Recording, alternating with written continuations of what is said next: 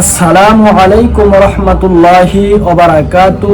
প্রিয় দেশবাসী, বায়ু বন্ধুরা, আমি ফরিদুল আহমেদ ২ নং কছারি বিটি2 জান্নাতুল উলুম মাদ্রাসা থেকে বলতেছি।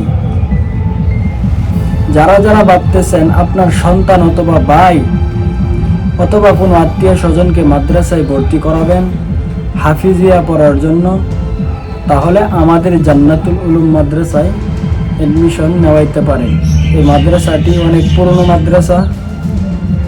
2010 সালে এই মাদ্রাসাটি হয়েছিল, এখন পর্যন্ত চালিত রয়েছে এবং অন্য বছরের তুলনায় এই বছর আরও যোগ্য শিক্ষক রাখা হয়েছে, সাথে স্কুলের সুবিধাও রয়েছে।